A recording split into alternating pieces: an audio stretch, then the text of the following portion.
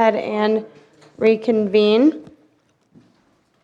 Moving on to open forum. So if anybody has anything they would like to discuss that is not on the agenda tonight, please come forward and state your name and address.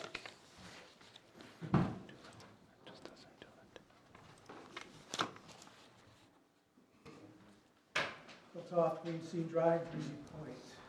I wrote a letter to the editor last week in the Echo. I'm not sure if everybody saw it. I thought I'd give a quick description of what was in the letter. We had at Park and Rec meeting, we had a presentation by a resident who talked about a person who stated on Facebook, and this person has frequented our disc golf course down there. He played as early as just this past March. And they stated on social media that they always carry a gun with them when they play disc golf. And true to his word, this person was arrested last May in Wade Park disc golf course. He accidentally left his loaded 9mm with one in the chamber gun, fell out of his knapsack.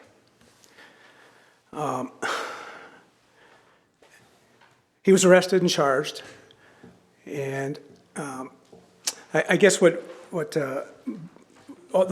in the room at the Park and Rec meeting was upset about it, and we said we need to ban guns at any city facility, any city park. So we talked about it, and Mr. Chansky checked with our city attorney, and the city attorney came back and said that by state statute, I guess we can't. Now, I wish the attorney would have stayed here, because I would like to have asked him. He's getting a retainer from us, the city. They're supposed to find loopholes. They're supposed to find exceptions to take care of us and make us safe. At this point, I'm assuming that's not going to happen. I guess I'd like to know what your plan is to keep us safe so that you can guarantee me that no one down there, with all the drinking that's been going on, that no one's ever going to be carrying a handgun down there in the disc golf expansion. I'd like to know what the plan is at some point. And I don't want to hear, well, it's only one person. One person is too many under that set of circumstances. When I drive anywhere in the city, but especially in my neighborhood, I'm always very mindful that there might be kids running out of a driveway because there's trees or bushes they might not see, they might run out. I'm always mindful of that. And 99 out of 100 times, it's never a problem, but one time it can be, and I'm always prepared. The last time this happened to me was in front of a yellow house on Green Scene in the corner. I stopped, and this young man did not come out, but it was close. I'm watching out for the kids and the people of Breezy Point and the taxpayers. I want you folks to keep us safe and to watch out for us. Thank you. Thank you. All right, anybody else?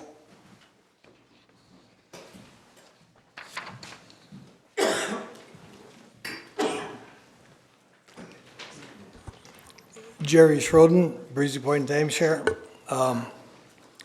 At the last meeting, it got brought up that there were some questions that involved the task force and everything for the community center.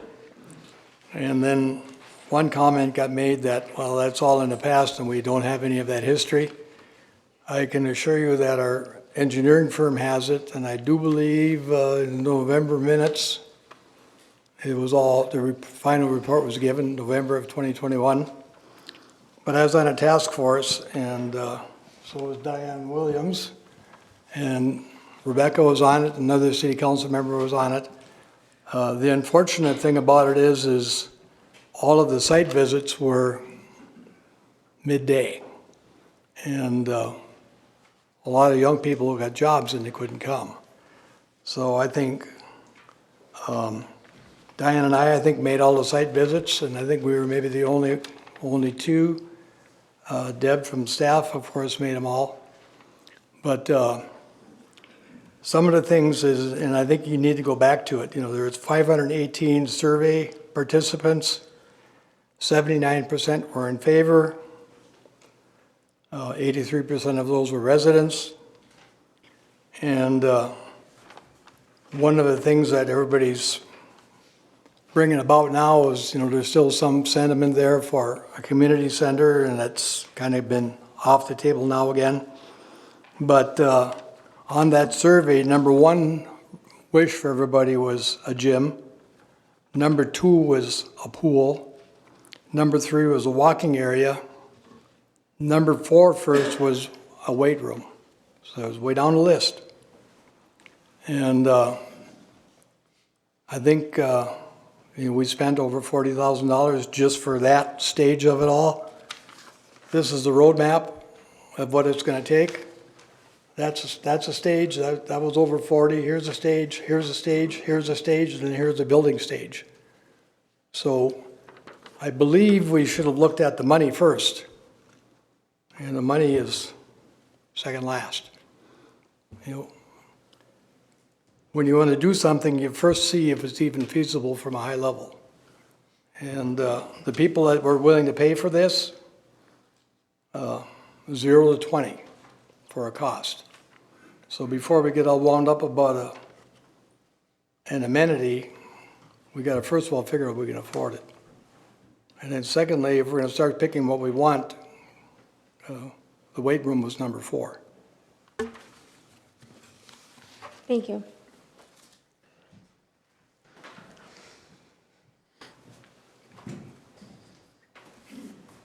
Good evening, Council.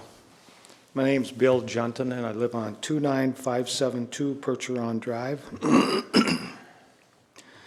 I'm a mason and 47 years now.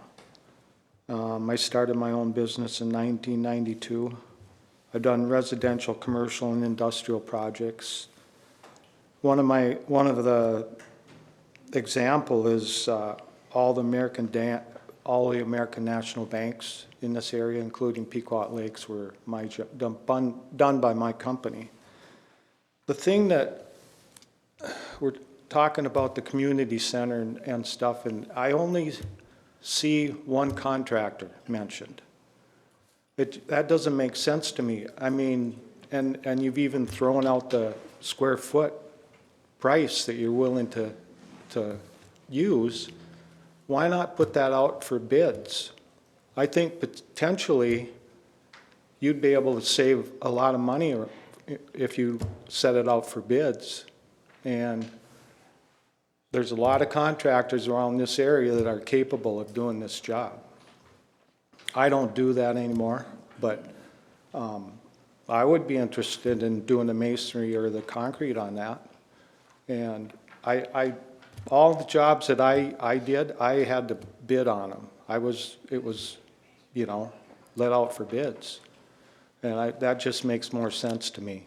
I think you would get a better price, more competition, and that's my concern. Thank you.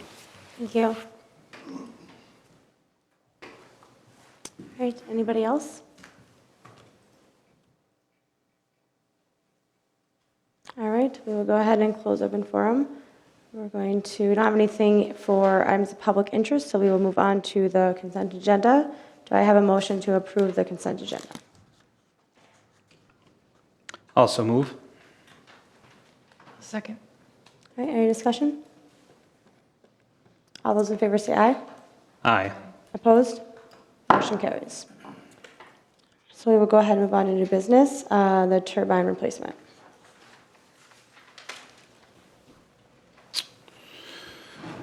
This is similar to a situation we had last year where we had a turbine lock up. Ended up killing the electric drive motor. So as preventative, we had it inspected just to make sure we didn't have any problems and we would didn't be able to function with 2 turbines, that sort of thing. The inspection revealed it's not serviceable, it's wore out, which is not surprising considering that turbine existed in the exact same environment as the turbine that failed last year.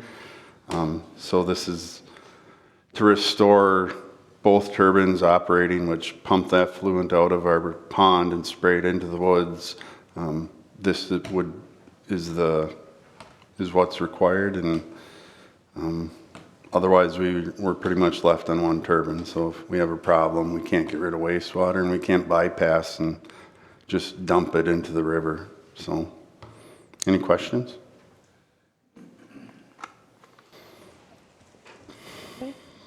I'll make a motion to purchase the new turbine and installation from Quality Flow Systems for $29,792. I'll second. Okay, any other discussion? I'm guessing this is coming out of the sewer Yep. fund, correct? Okay. All right. All those in favor say aye. Aye. Opposed? Motion carries. Okay, go ahead and move on to the furnace replacement. The public safety building has 3 furnaces. They are 19 years old and at the end of their life expectancy. One failed last year and was unable to be repaired because we're unable to obtain parts to repair it. So at that point in time, we came up with a plan, instead of buying 3 new furnaces, to purchase 1 per year for 3 years. So this would be the replacement of furnace number 2, with hopefully the 3rd furnace being replaced next year. Thielen Heating has provided a quote for $11,825. That would be coming out of the building and maintenance funds, and there are funds available to do so. Any questions? I don't have any. I'll make a motion to accept the proposal from Thielen in the amount of $11,825 to replace the second furnace. Second. All right, any other discussion? All those in favor say aye. Aye. Opposed? Motion carries. We'll move on to the rifle and optic purchase. The police department has 4 different brands of rifles, varying in ages from 15 to 18 years old.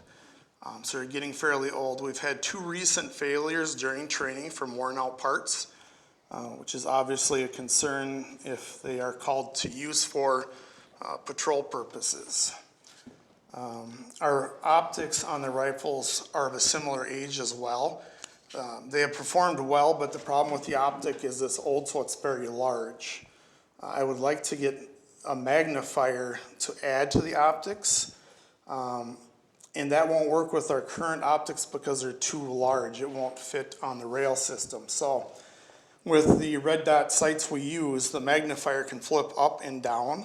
So for close quarters building searches, you can flip it down, there's no magnification.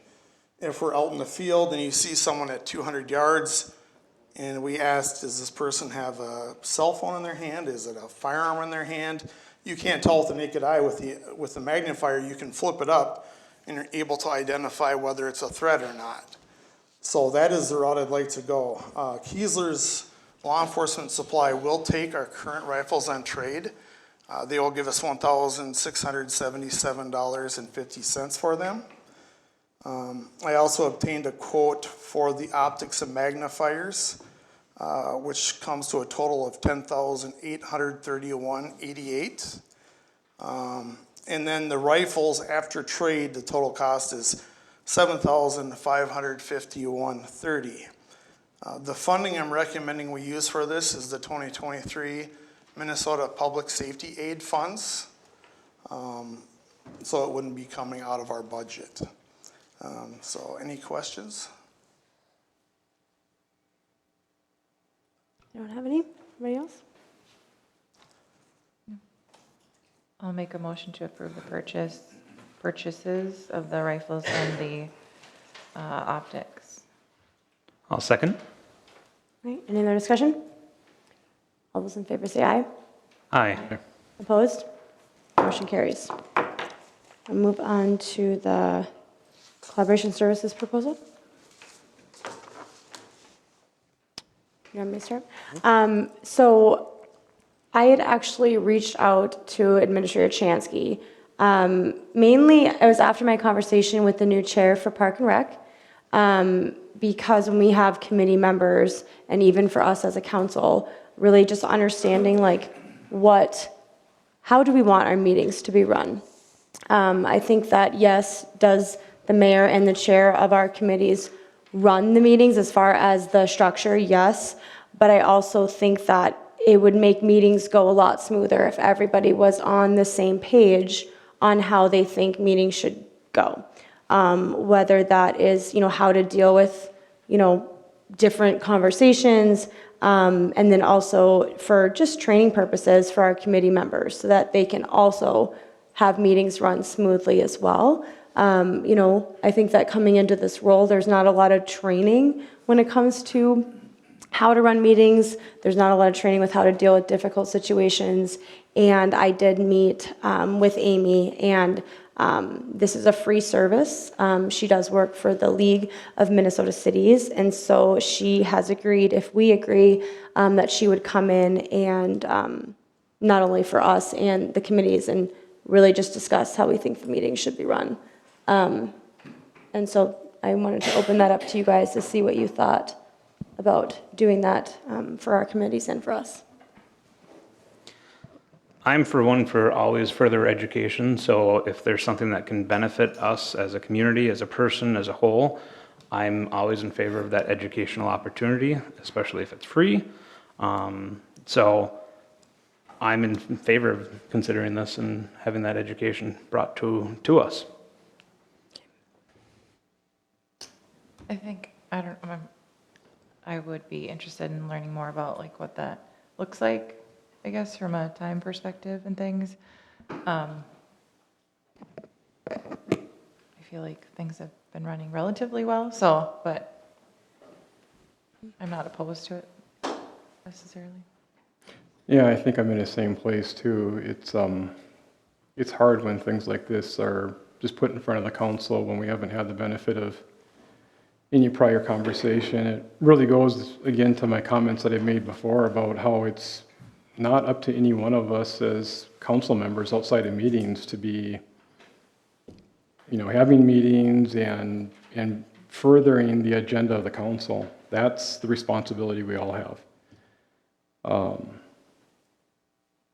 So this probably would make for a good workshop topic, so that we can all benefit from getting the same information at the same time and knowing how that may or may not apply to whether it makes sense to utilize the services of the League's Insurance Trust. And that's why we're presenting it today, to have the conversation about whether or not we are interested in doing this. I know that we have a new committee member joining us as well. And so this isn't just for the council, this is for our committees. So whether that's planning and zoning, parks and rec, if we do put together, even a committee for roads, this is really just giving people more tools, like Councilman Maroney said, to, really sit down and everyone just be on the same page. And so it's not going to be anything that's mandatory. So if you are unable to actually make a workshop, we don't have to set the actual workshop today. But I think that, it would be something that we would want to invite everybody to. And if they can make it, great, and if they can't, then they can't. But I think that it would really be nice for everybody to be on the same page. And there have been committee members who have also said that they really would like to see this so that they can learn more about how to run meetings and how to, be on the same page as everybody else. So it's not going to be mandatory, but I think it would be nice to at least offer that to our committees and to ourselves. So that's why I brought it here today.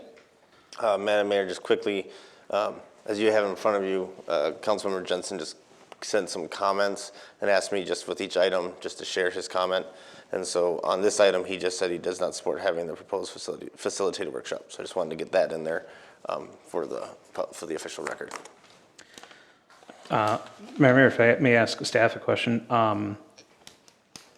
It was like a year, 2, maybe 3 years ago, we had actually a consultant come in and talk about planning and zoning. And we invited other municipalities in for that training. Yeah, that was last Yeah, that was last year. That was Okay, really good, time actually. flies. Is that something that we could maybe discuss with Amy to see if she wants to do a broader, more of a generalization that we could invite others? I know this was more in particular about how to work well cohesively within your current construction, but could we start there and see if she'd be willing to do a larger mass, I don't want to say brief, but... From what, again, in her email and brief discussion I had with her, I I guess it depends on what kind of training you're wanting. I think the training that she recommended here in her email is very much, this is for Breezy Point. How does Breezy Point want to operate? If you're looking for a more broader training of just parliamentary procedure, I guess, you could open up to others, but in this situation, it would be, from what I understand, it'd be gearing towards having the discussion of how does Breezy Point want to operate? And again, this is more of a facilitated discussion, not a training. So for example, like for committees, I mean, there's the part of like interrupting people when they're talking, or, you know, if somebody gets to the podium and there's, you know, if they're talking about something that's on the agenda, like how do we handle that? So it's not just coming down to the chair and the mayor, but it's all of the council kind of agreeing that, you know what, we are going to all agree that if you come to the podium, we're not going to, you know, discuss this. Or if there's yelling from the back of the room, like how do we handle that? Because it's a lot of situational things, but if everybody's on the same page, then we're not going to have that, you know, well, you're running the meeting, so you could just get to decide. It just makes sure that everybody is on the same page on like how we want to handle the meetings, not just the chair and not just the mayor. But it's the chair of the committees and it's the mayor of the council that facilitates the meeting itself, correct? Correct. So that's where I guess I'm not sure where the rest of us as council members really need to weigh in. I mean, if it's left to you and to the chair of the committees to run the meetings, and I don't know that we've ran into too many issues necessarily with the overall way that meetings have been ran and facilitated and the public being allowed to be a part of that. I guess that's where I'm struggling a little bit, is I don't know what are the specific issues that we're wanting to address. And it is also with the committees. You know, I've watched a lot of the Park and Rec meetings. I've watched Planning and Zoning. And again, when you have, you know, people are stepping up, you know, out of the community and being assigned to these committees, and they do, you know, once you're sitting up here, you may not, you know, be as cohesive about how you want things to go, especially in the committee meetings. Can we let the committees decide?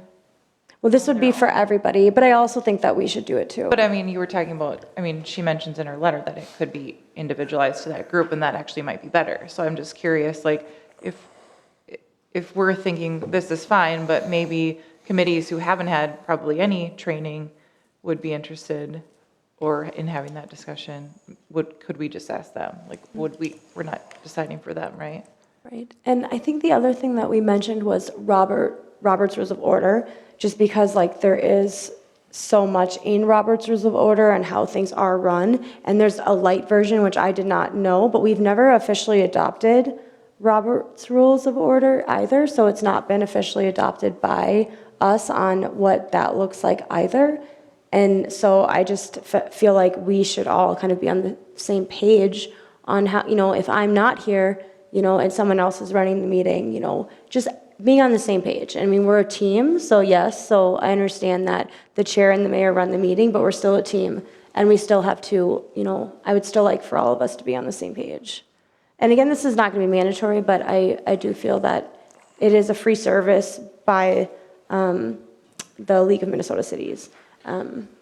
So if I could, I kind of heard Ms. Balls and Mr. Scott's kind of like reservation of learning a little bit more, learning how much time this would be.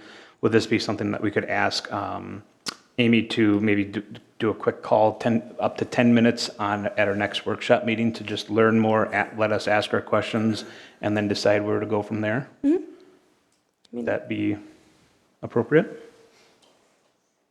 I think that's fine.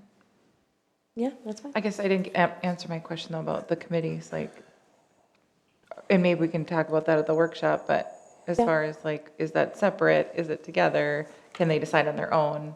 Are we deciding for them? Because I feel like they should be able to make that decision. But And I think talking with her might allow us that injection to find out more about how she would run that. If it's strictly just for council and they can listen and they want to do their own, that could be up to them too, so. well, because in her email, she kind of says, the two groups don't always operate the same way, Yep. so maybe they shouldn't be together in that workshop. So, yeah. Yeah, I mean, like I said, I'm just presenting this for the first time and where I'm coming from with it, and it's always good to have more training and be on the same page. Well, I'd make a motion then that we put this on in the next couple workshops, whenever it falls, that whenever we have a workshop, that it work for Amy to have a potential 10, 15-minute introduction from her and what she can provide, and ask any questions that we might have. All right, do I have a second on that motion? I can second it. All right, any other discussion? All those in favor say aye. Aye. Aye. Opposed? Aye. Motion carries. All right, so we will go ahead and move on to old business. Shoreview Lane damage assessment report.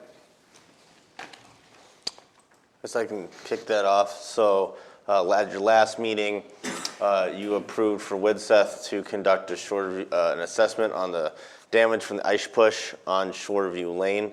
So that was included in your packet. Nick's here, he can speak to that assessment and what's being recommended. You'll see, one item that I put in front of you was at the end of the discussion, one of the questions tonight is, do you want to enter into this agreement with Widseth to do the recommendations?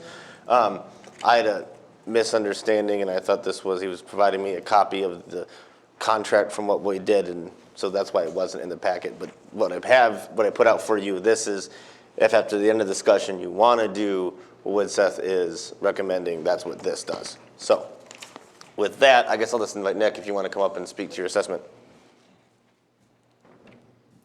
Good evening.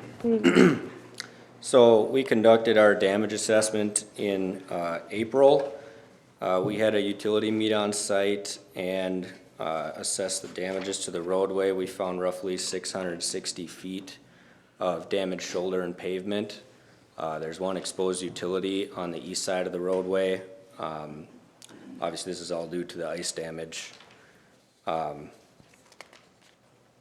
Our recommended actions are to have a set of plans and specifications put together and go out for bid for these repairs. The repairs would include blading off the material pushed up on the roadway due to the ice. And with that, we'd lay down a geotextile fabric and install riprap off of a 3-foot shoulder from the edge of the bituminous into the lake. This won't prevent ice from coming up on top of the roadway, but it will prevent damage to the shoulder and the ice being able to lift that material on the shoulder and damage the roadway. The riprap essentially acts as a roller for the ice to slide up and down. One of the other items we included was guardrail. The roadway doesn't meet any criteria that warrants guardrail, so that there's not necessarily a need for it from a state standpoint. So it's not required. We do have shown in our report an estimated cost for that. In our proposal, we kind of split that out with a couple different options of how to proceed if this council would prefer to go with guardrail or not. Any questions? So the idea with potentially going with the guardrail is to accomplish what? Guardrail was brought up from the city. We don't necessarily recommend installing guardrail. I think it'd be more of a maintenance cost to the city going forward. You know, if somebody were to hit it, there'd be the maintenance cost there. If ice were to push up onto the road, you'd also have repair costs with it. But we were asked to look into guardrail for Shoreview Lane, so. To Councilmember Scott, to your question, I'll read a comment provided from Councilmember Jensen. I think it also helps speak to that. So his response to this issue, he just said, first of all, the damage caused by the ice this past winter to Shoreview Lane, bank, and road needs to be repaired. He supports approving the damage assessment. He said regarding the guardrail, and this is kind of, I think, where it came from, it's the Shoreview Lane is used quite extensively in the winter for lake access for ice fishermen. Fishermen use snowmobiles, ATVs, and side-by-sides to haul equipment for ice fishing in addition to walking. He said, I asked Administrator Chansky with 9 to 12 feet of large boulders used for riprap if the city has any liability for someone falling on the boulders when accessing the lake or damage the snowmobiles, ATVs, and side-by-sides. I asked that the city attorney be consulted. Also asked the city attorney's opinion if signage should be placed along the east side of the road warning of potential danger. Lastly, he said guardrail installation is expensive and can be damaged by ice. If the city is not liable for injuries or damage to recreational vehicles, I think an option for this year would be to not install the guardrail and monitor throughout the winter 24-25 to see if any issues occur, address installing a guardrail in 2025 if needed. I did ask the city attorney while I was here before he took off about that, and he said the city has does not have any more liability than they would on any generic road project. Riprap like this gets installed all the time on road projects, and he has no concerns for the need of signage or the guardrail. I would like to add, if you take a look at the picture, the vegetation, the berm that's there, that'll be flush. That was the original, that gives you, it gives an edge to your road, like when we're plowing or something like that. So if the vegetation's gone, that edge would, conceivably, if you get snow blowing over it, it'd be hard to distinguish. I thought it was worth a discussion. Because if that riprap would fill with snow, when you're going along, you wouldn't see a line of trees and vegetation poking up to keep, because that roadway is prone to heavy drifting. So I thought it was worth including as well. Some things we'd look at through design would be including delineators, reflective delineators along the roadway. That could help with snowmobiles going across the lake, being able to see that the roadway's there and that there's a potential hazard of riprap, as well as vehicles that use Shoreview Lane being able to identify the shoulder. So normally when you say reflectors, I'm thinking of traveling the roadway. Would they also be reflecting out towards the lake for that purpose of boating and snowmobiles? Yeah, so there's some different kinds of delineators. The one that comes to mind is one that is wrapped 360 degrees around a post. Okay. So they can reflect 360 degrees. Does that cost reflected in here? What those cost? It's not broken out in this cost estimate, but I don't think that cost would dramatically change our estimate. I think that would be a good thing to add to this if we didn't do, Yeah, I think so too. just from a safety perspective. I would agree. I'd almost say start with that and see what happens, and because the guardrail can be added at a later point in time. Correct. Okay. Yeah, and it sounds like that's probably just going to be more expensive than, and a pain than helpful. So 42,000. there's another option, yeah. So what's the history with this road in winter and ice conditions and creating a level of damage? I would imagine over time this isn't the only situation we've had where after Nope. winter we've had issues and damage? You're correct. It's kind of been a cumulative damage. Probably 9 or 10 years ago when the ice was getting blown off the lake, east wind, which is pretty rare, blew lake ice into basically this area. And what it did is the slope that was there was flattened out. And this year, it was that later cold snap when the ice grew. It basically didn't hit a ramp, and it bulldozed the rocks because it hit them at pretty much a flush angle, and it just pushed them straight in. The beach has similar situations, and the nice thing with riprap, as Nick explained, is kind of acts like a bearing. Some of the riprap moves, but with our mini excavator, our equipment, we can place the items back, whereas the condition it is some rocks here, there, largely vegetation. It's not like it's manageable. And the previous damage, I mean, it buckled the tar in a small section, but it was so small. I mean, no utilities were exposed. It wasn't deemed worth addressing the whole roadway, whereas this year it was pretty apparent. It needed more attention. Is that? Yeah, so it's kind of one of those stretches of roads where you have to accept the fact that over a certain period of time, and largely given what the lake's going to do, as unforgiving as it is, you're probably going to look at a level of cost every now and again. Kind of the way it sounds, right? Yep, I would say that's fair. I'd make a motion to approve Widseth's damage assessment without the inclusion of the guardrail, but adding in those delineators as appropriate. I'll second. So we do have a proposal with this as well. I can explain a little bit more how that was broken down too. It might help with your decision. So we have included construction administration services as well, if the council wants them. So it's broken out with a design fee for including and excluding guardrail, and then a construction administration portion.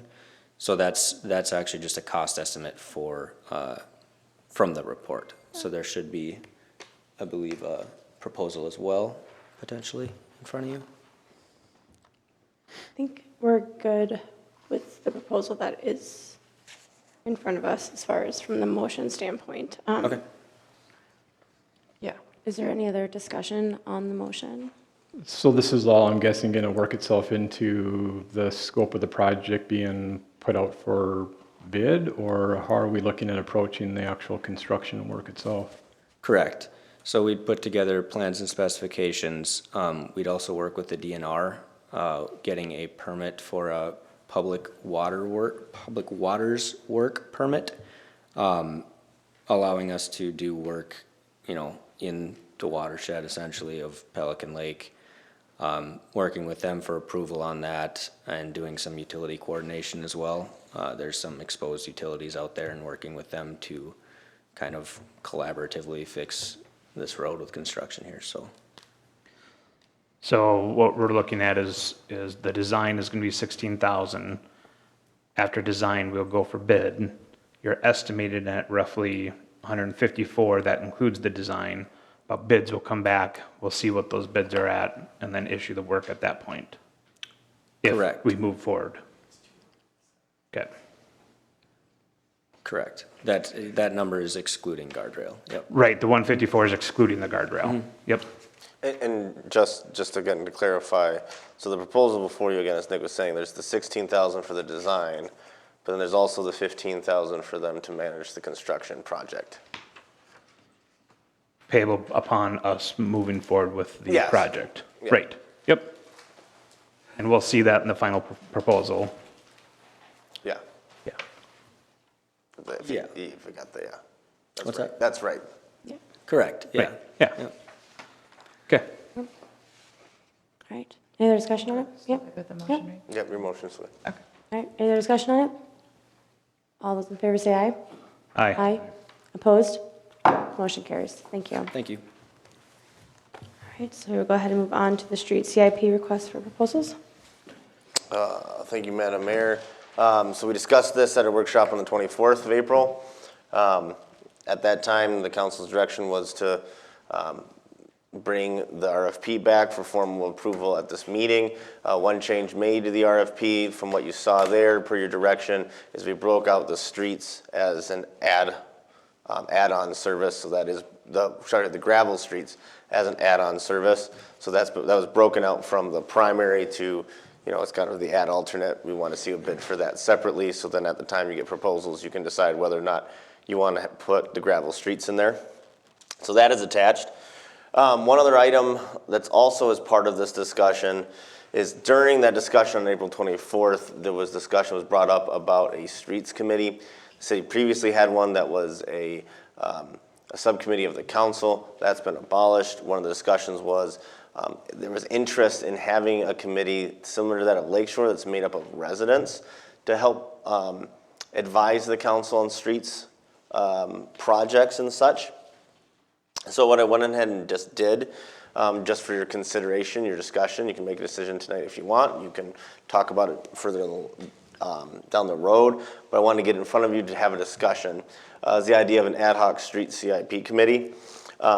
So with an ad hoc committee, the idea is that it would exist for a specific project. Once that's done, the committee is either abolished or repurposed.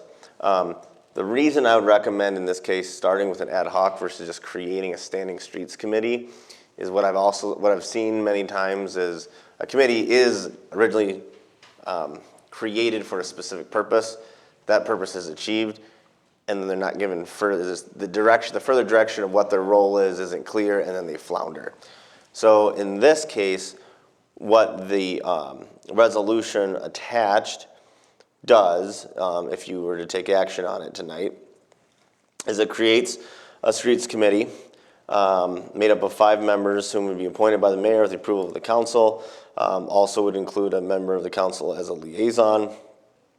The purpose would be for them to advise the city council on the development and implementation of a streets capital plan.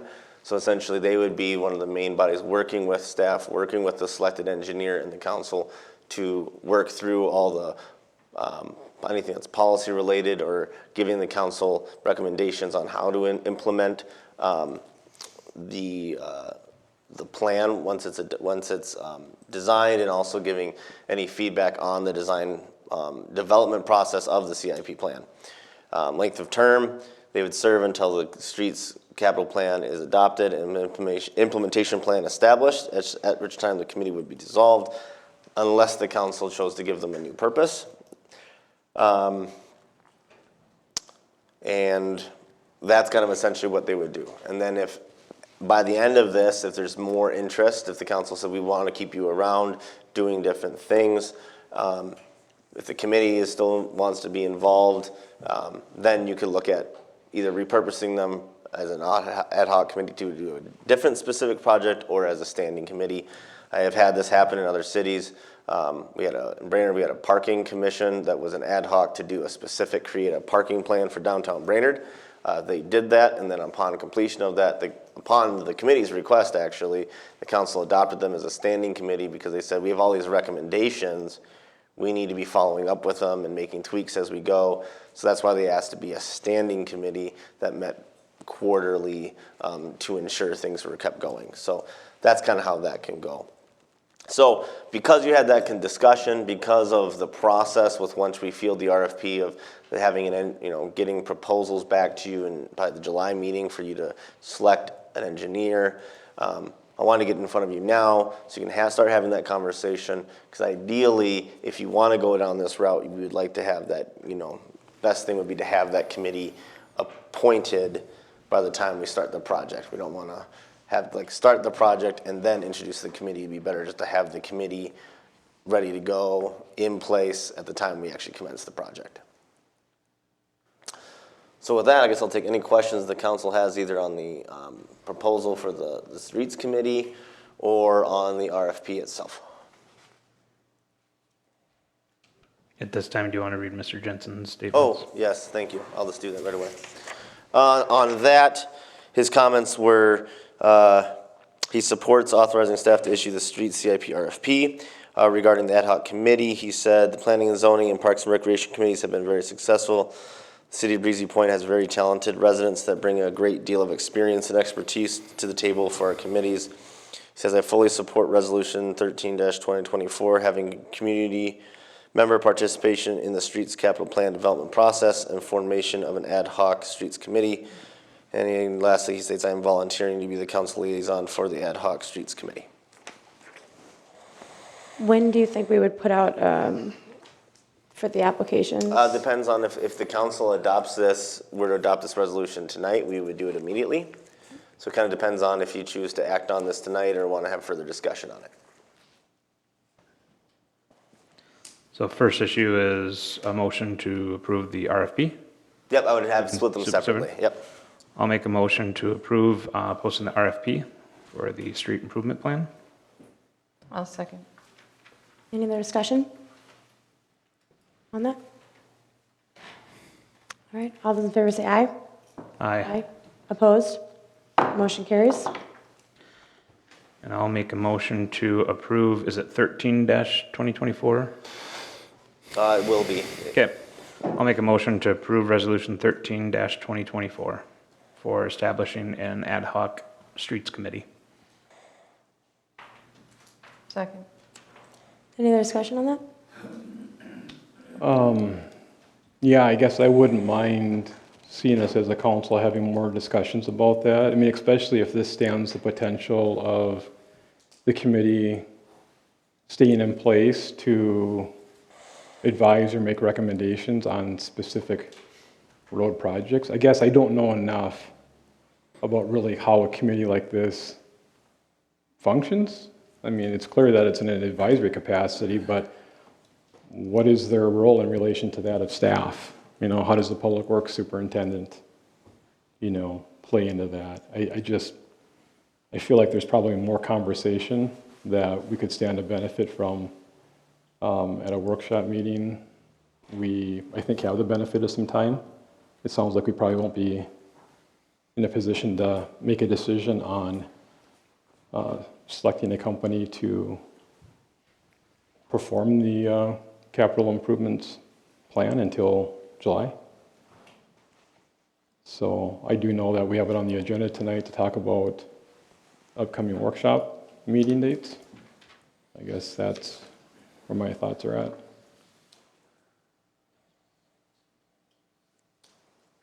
Mr. Jashansky, if we put out for applications for the streets committee, how would you go about handling like their first meeting, right? Like what would that look like in your opinion on how that would start, when that would start, what would be discussed at the first meeting, that kind of thing? So if you were to adopt this tonight, we'll put it out there for applications. The idea of having them before you at the June meeting, assuming we get enough applications.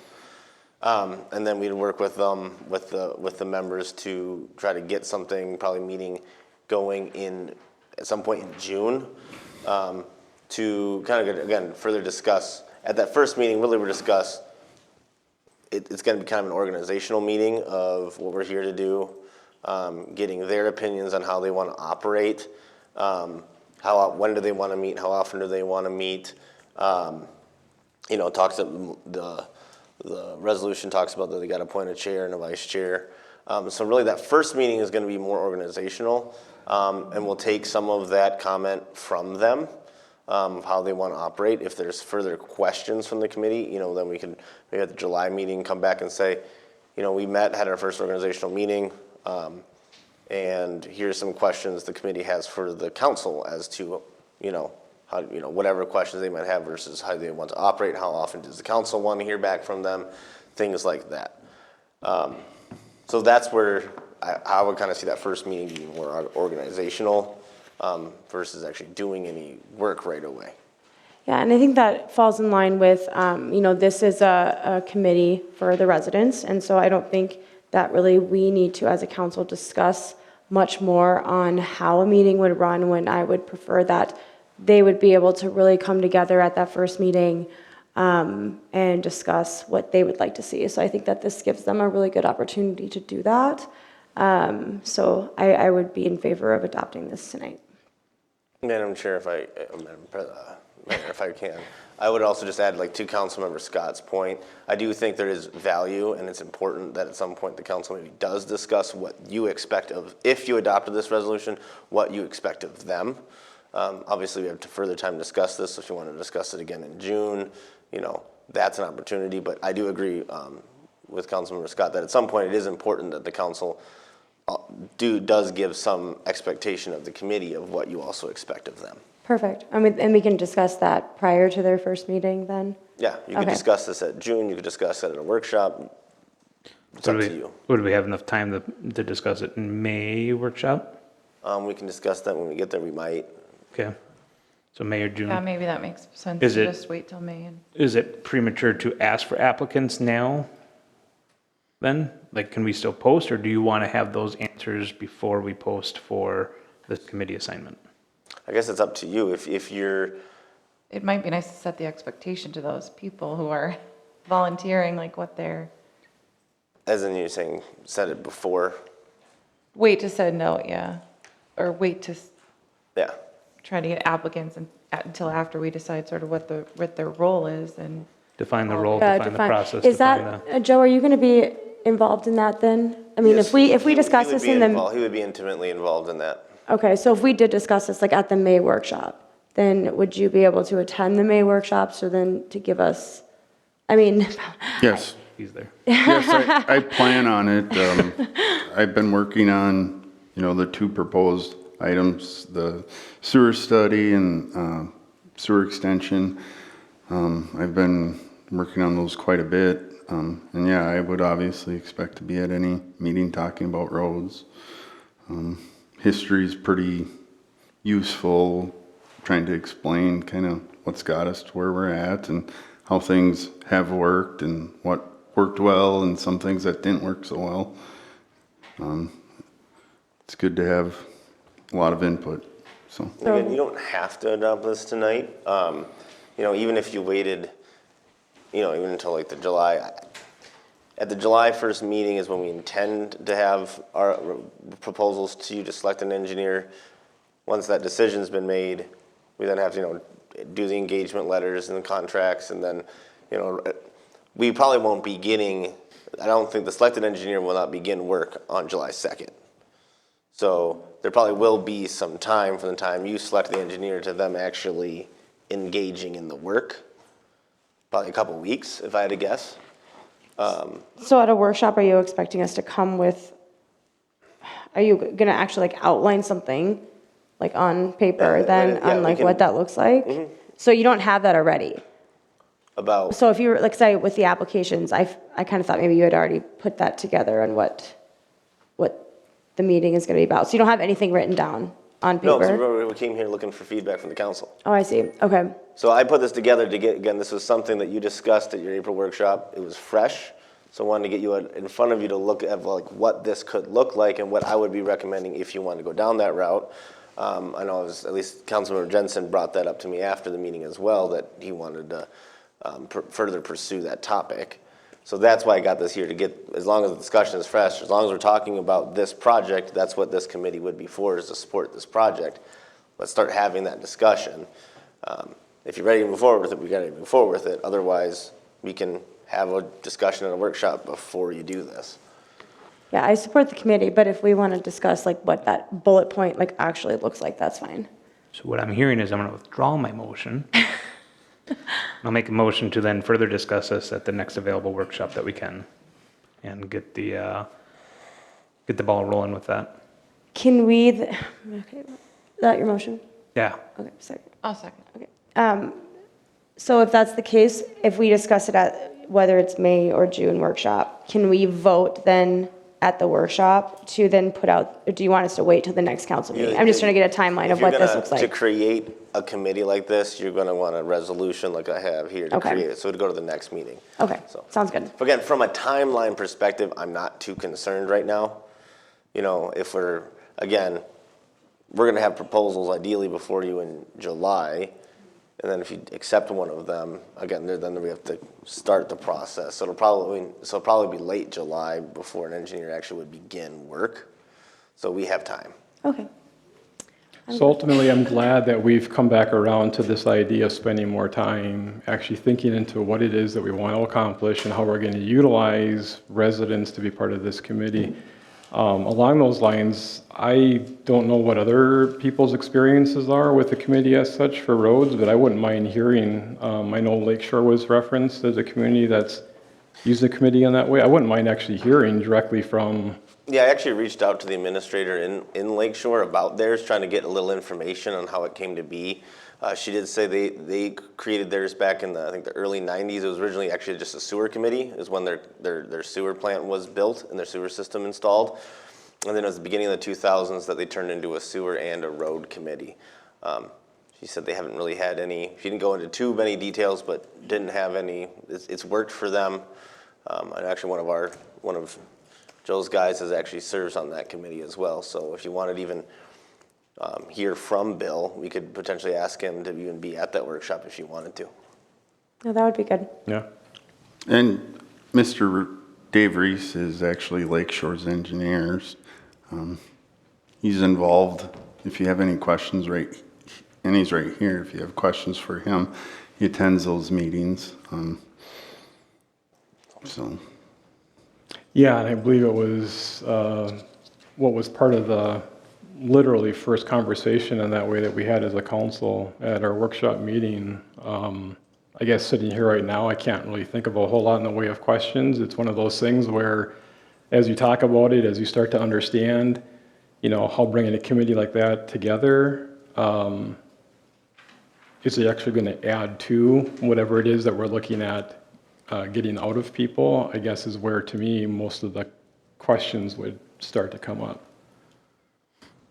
Any other discussion? All right, all those in favor say aye. Aye. Opposed? Motion carries. All right, so we'll go ahead and move on to the disc golf course event permit. Okay, thank you, Madam Mayor, Council. So at the Parks and Recreation Committee meeting on April 11th, the committee took up the golf course event permit once again. You again, as a reminder, you tabled that back in October. They then asked for it back to do some more work on it. We returned it to them in December of 23, and then also in January gave that further direction. And one of those items that you directed was to, again, finalize that event permit. So they adjusted it slightly from when they sent it to you back in October. It's somewhat the same, but there are several technical changes. I'll let Assistant Minister Ike go into those details. But they did approve it. They sent this to you. They did say, as part of their approval, they asked that the document actually not come back to them if the council wants further amendments, but they asked that if there's any further changes the council would like, as you are the deciding body, to just make any changes you think are necessary to the permit as part of your approval. So with that, I'll let Assistant Minister Ike go through the details of the permit. Sure, yeah. So the changes that the Parks and Recs Committee wanted after the last meeting were pretty simple, honestly. The main issues they had seemed to be streamlining it. They kind of wanted it down to a one-pager / a two-pager. Initially, they said one-pager, but we weren't able to kind of shorten it down to that level. Highlights, nothing really changed in the first three paragraphs here. This got shifted around to make it so that events, days, and times were a little more isolated.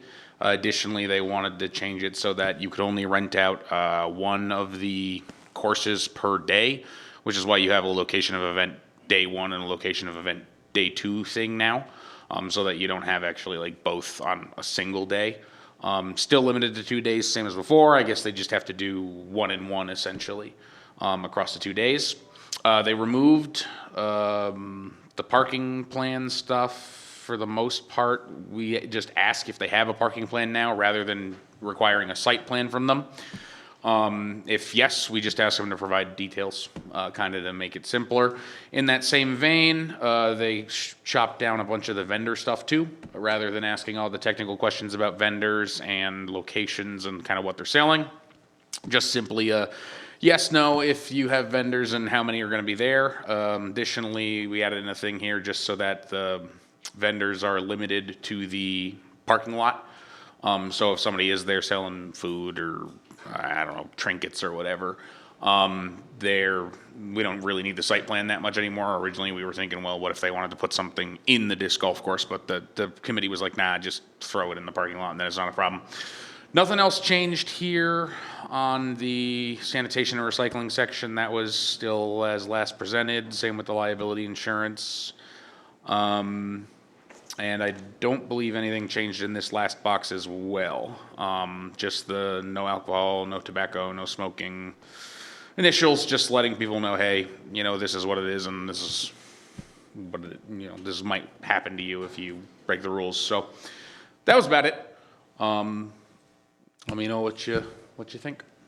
I will just add, in the packet, Councilmember Scott provided some comments. He asked for those to be in the packet.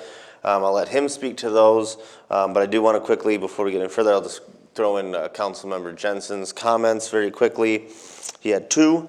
He said golf course events are limited to one per month on days between May 15 and September 30th of the calendar year. That's as it's identified in the permit.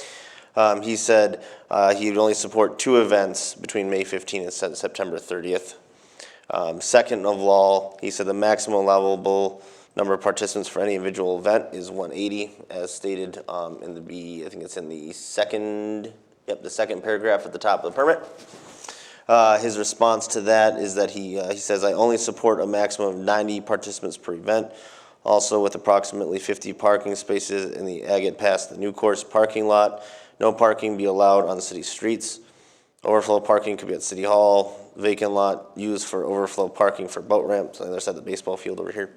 Also, Pelican Woods Cemetery vacant lot could be used.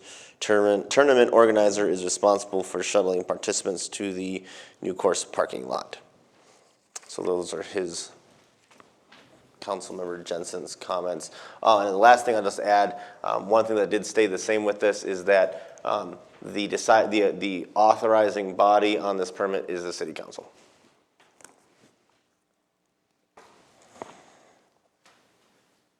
I don't know if there's any questions on the memo that I provided to the council. I think it really speaks to the concern that I have. We're including in an event permit the same rules, if you will, same policy, if you will, expectations, things that get to why this city has the ordinances in place that we do.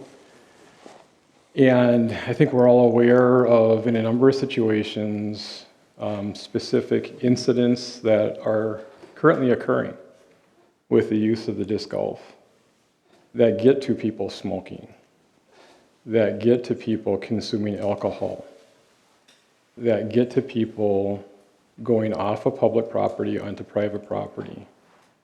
I feel like these are reasonably undisputed. I mean, there's been information time over time from residents directly living on the expanded disc golf course, as well as residents that live in that general area. And I think if as a community, we're going to include things in comprehensive plans about prioritizing safe neighborhoods, and if we're going to have ordinances that go to set expectations for conduct on public property, if we knowingly have issues and are perhaps not sure as a council how to enforce, how to manage those ordinance violations, it just feels to me that before we ought to be approving an event permit, introducing all the more people onto this site, that we take the time to ask the city attorney for an opinion on where are we, where do we need to be at as a council with enforcing our ordinances. Because up until this point, that's not happening. So I guess in a nutshell, that's why I'm making the request. That's why I spoke to the fact that, to me, it really feels all in all like when I looked at the city's own definition and the city ordinance of a public nuisance, I mean, it's hard not to say that you can't see that through to the several issues and concerns that residents are experiencing. So I guess that's just kind of going over my request. I don't know if there's any questions or anything else I can clarify, but I think it's pretty straightforward. My question, the attorney was here tonight, I'm sure he didn't see this or had an opinion on this at this point? He didn't have he was on vacation last week. I did just shoot this to him along with the council members Jensen's comment too. He said he was on vacation last week, so he didn't have much of a time. I showed it to him while he was here, but obviously not enough time to issue an opinion. Sure. And so, my question to Mr. Scott would be, otherwise, if the attorney comes back and says, hey, you guys are just fine, you're doing the job, you've created the policy, you've created the ordinances, you have a police staff that's there to enforce the ordinances, are you fine with the permit as is then? Because to the way I read this is, it looks like if the attorney signs off, you're fine with it. Is that do I have a misunderstanding of this? Yeah, I think you're maybe reading into my overall thoughts on things at this point. What I'm suggesting or really asking for us to do is to spend some time with the city attorney's guidance to understand, are there ordinances that we can simply just not enforce?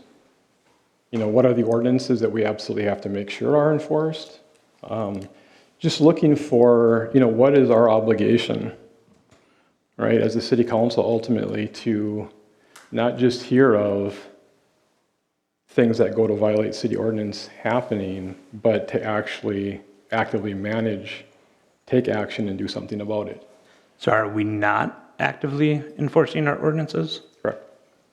So I would ask then staff, is there something from staff perspective that are we not responding to calls? Are we not, my question to be to staff is, it sounds like Mr. Scott is, and I'm trying to formulate this, is that there's ordinances that we're not following through with?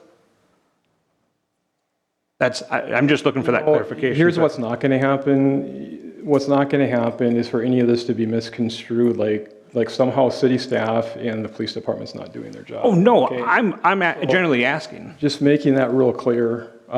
This resides with the council, I believe. This responsibility, whatever the obligation is, we have ordinances, we set city policy that lay out very clear expectations of conduct. We've sat here month over month listening to residents' concerns, to public comment about the very conduct that we say is not allowed continues. Okay, so this is about what do we need to do as a council? What is our responsibility at the end of the day to immediately and directly or something outside of that? Which, again, that's why I think it makes sense for us to ask the city attorney. Because when I'm hearing residents coming forward, when conduct is clearly taking place, and I believe you've even been witness to the fact that there's alcohol containers and quite a number of trash receptacles on the location, and we just sort of passively look past that and sort of do nothing about what else do we need to be thinking about, what other proactive management tools might make sense to put into place. I mean, I think Whether we we do want have, to we accept have it or like not. extra patrol that's going on this summer. I attended the tournament last year on the new course. And the officers have been responding to calls. And yet the conduct continues. And Not it from the tournament. continues, and I feel like the council is not doing anything even remotely close to proactively figuring out what else needs to be done. Because the effect of not doing anything is the equivalent of just essentially telling people what you're doing must be okay. Because there's only a certain amount that our police officers are going to be able to do. Oftentimes, when this conduct's occurring, law enforcement arrives on scene, people are denying the conduct, they're not there anymore. Point being is we have conduct occurring that violates consistently city ordinance. And I, for one, would be interested to know what our legal obligation is what our duty is as the city attorney would provide his opinion. I think there's a difference. The tournaments, how many years have we been having tournaments? Councilman Maroney? The course was open in 2016, 15? Now I'm drawing a blank. That's right. I mean, I've heard, you know, I did attend a tournament last year on the new course. Most, from what I understand, is that the tournaments are very professional, and they have very strict rules themselves. They hold themselves to a higher standard. In fact, I mean, I witnessed the parking, and everybody was extremely respectful. There was no issues with the tournament last year on the new course. And I think that, you know, we did take a step back already, and we sent this back to Parks, and they have worked very hard on doing this for a couple months now. And I think that what they've put together, I thank them for the work that they've done on this. And I do think that, again, we're looking at tournaments and the fact that we've had tournaments for years. So I think that from a tournament perspective, this is what we've asked for, and I think that we need to move forward and approve this so that we can move forward with those tournaments. And there again, I have to say that there is a level of half-truths that get brought up and spoken to by some members.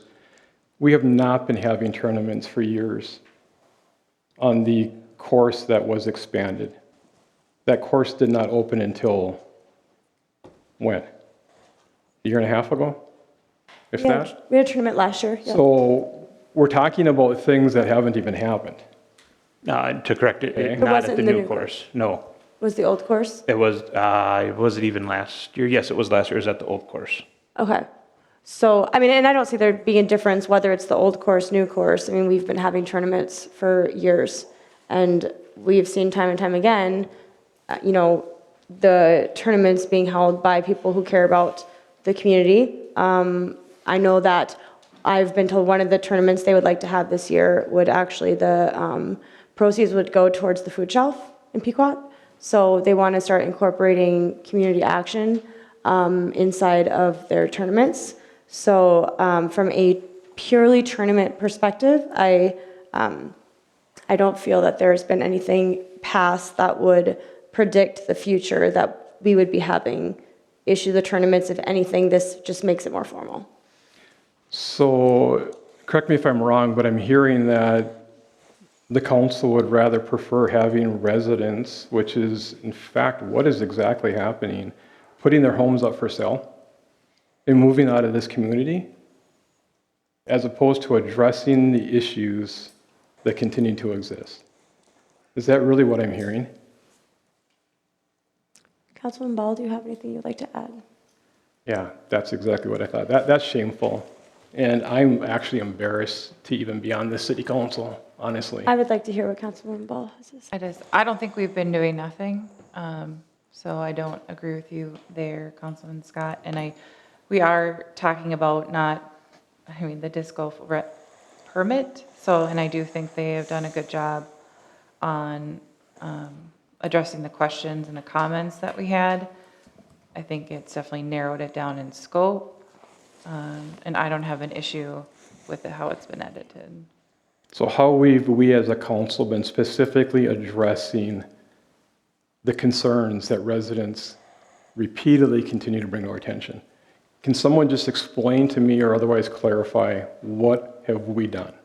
I would like to stay on the topic of whether or This is not. part of the topic, I'm very sorry, much a part of it. please don't interrupt me. Well, I was interrupted earlier, so Can we please? where are we going to draw the line, I guess? So we are here to discuss whether or not we are going to approve or not approve this document for the tournaments. And so I would like to move forward with that. If you agree, Councilman Ball, that they've done a good job, Councilman Maroney, do you think that there's anything in this that needs to be changed, or how do you feel about the permit itself? The permit, Mr. Jensen did bring up something that did catch my eye of 180 persons in a participation. I believe that is pretty excessive. truth be told, I believe when they originally pushed this through, it was to be able to reserve both courses. And so I think it was just a potential clerical oversight, hopefully. Otherwise, they're going to be upset that we are modifying it. But I do definitely see Mr. Jensen's, I agree with his reduction from 180 to 90 persons on an event per day. I do have a clarification question. The 40 persons minimum on the permit required.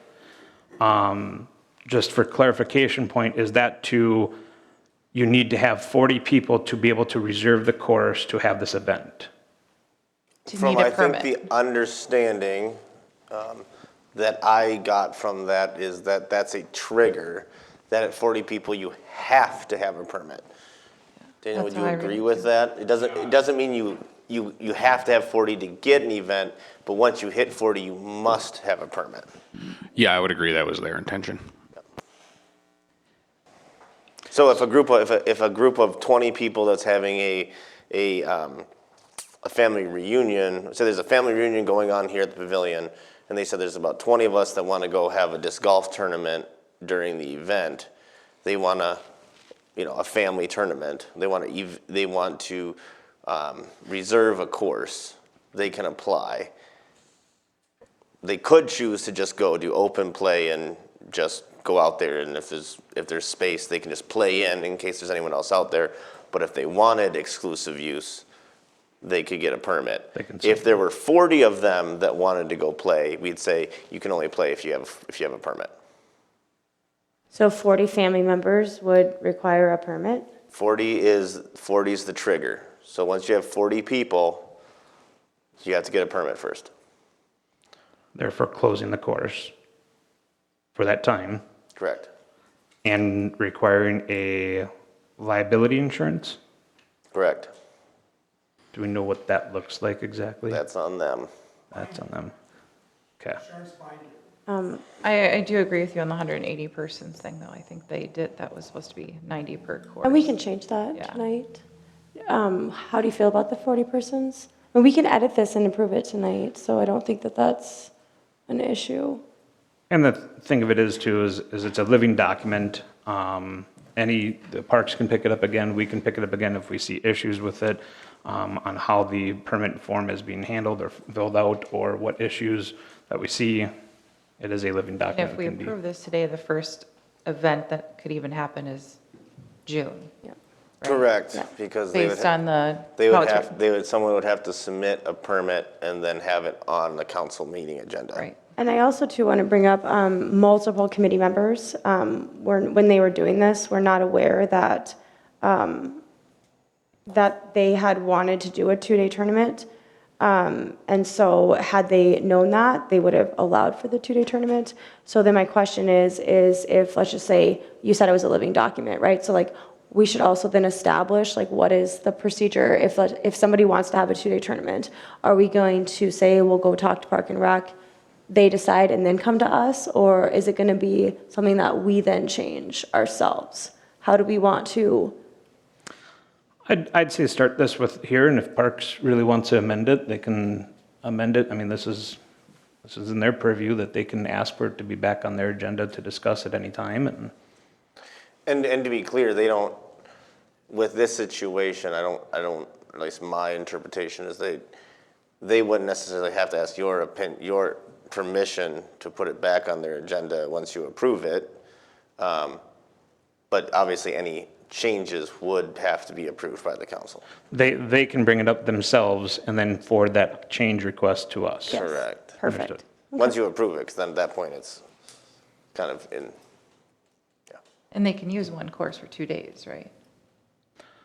No, it's, yeah, you can still Yeah. apply for, Yeah. you can still apply for 2 days, but you only can use one course at a time. Okay. yeah.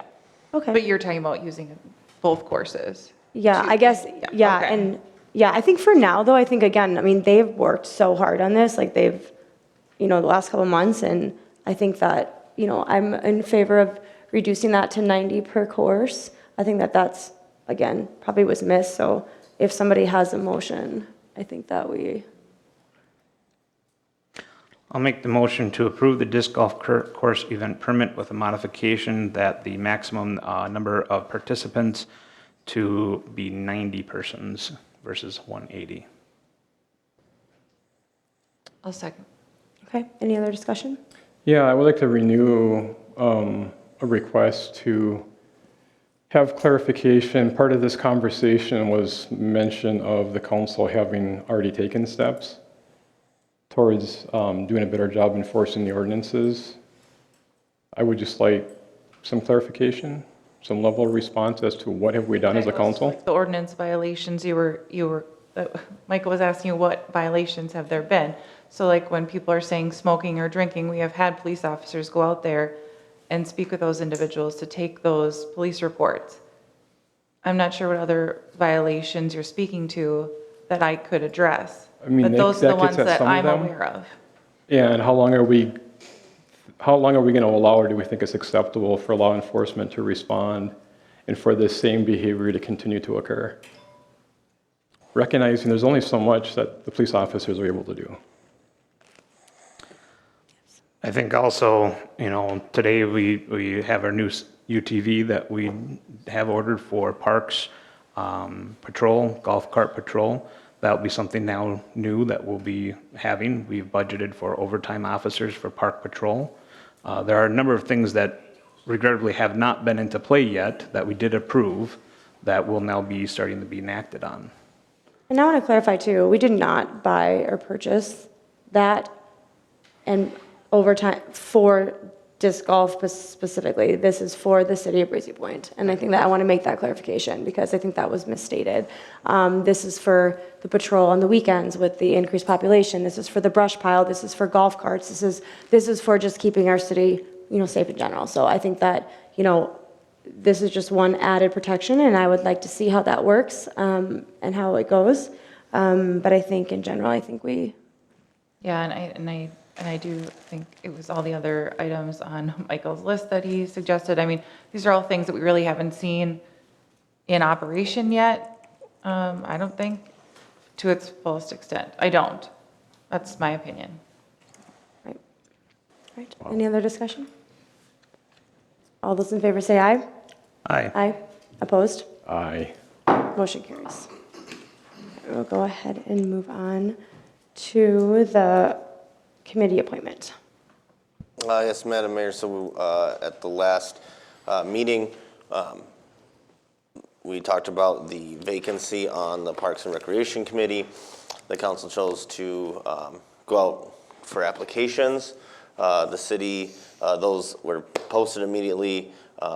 We asked applications to be submitted by the 26th so that we could then get them to the mayor for review ahead of the council packet. There was one application that was received, and then Mayor Zierden told me that she would like to nominate Ms. Kimberly Slipey.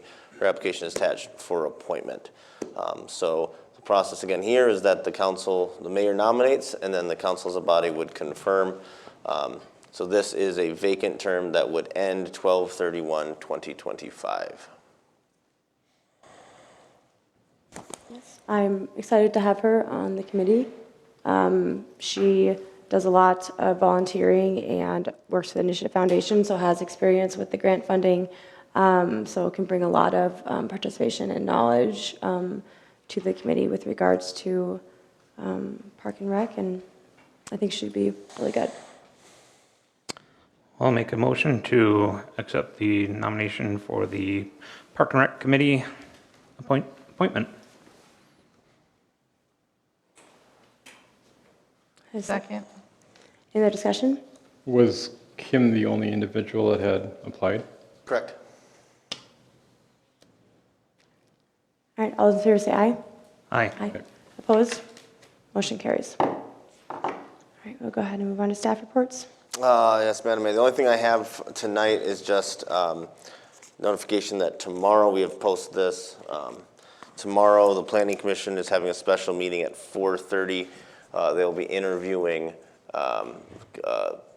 respondents to the zoning code update RFP. So the city received 4 The nominating firms or proposing firms were Bolton and Mink, HKGI, Landform, and WSB. So that's at 4:30. That's an open public meeting. We will be recording that meeting as well. So they intend to have receive a presentation from each consultant, then have a time of Q&A, and then at some point following that presentation, they'll make their recommendation to the city council on who they would recommend you work with, and then that'll be presented to the council at the June council meeting as well, and then you'll get to at that point decide if you want to accept their nomination or recommendation or go with a different firm. So that's happening tomorrow at 4:30. Okay. Anything else? All right. Anybody have anything to report? No? Do not? All right. Go ahead and move on to the agenda forecast. Thank you, Madam Mayor. So at the last council meeting, we discussed, the council discussed setting workshops kind of as an as-needed basis with the intention of talking about, okay, you know, if we need a workshop, not only when is it going to be, but also what are the agenda items, kind of setting that agenda item from the beginning, and kind of just take an as-needed basis. So what I did do, put together, there's a number of items that staff is looking for some discussion at, so this is what you're seeing in front of you. Kind of spreading it out throughout the summer. Our thought was if the council's willing to maybe look ahead at dates, maybe get them, if you could do the whole summer, if you're willing to do the whole summer, as you know, get it ahead before schedules really start to fill up. But starting with May, our proposal for a workshop this month would be this presentation on the sewer study. That is complete. Mr. Tim Hool with Woodseth would come and present that. And then in addition to that, the Terminal Road sewer extension, having discussion on that. That's something we discussed earlier this year, a possibility of extending sewer along County Road 11 from Airport to Terminal and Red Oak. And so we just wanted, there's some, that's been further looked at. You also authorized Woodseth to look at that as well and what options there are and the cost estimates. So Joe's been working on both of those items very faithfully.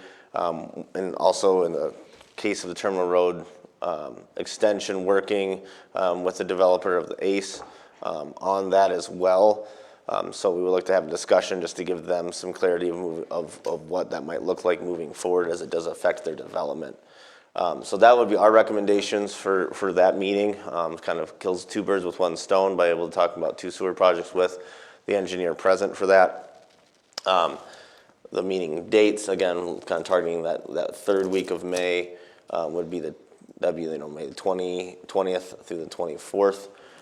Councilmember Jensen stated that any of those dates in May would be work for him.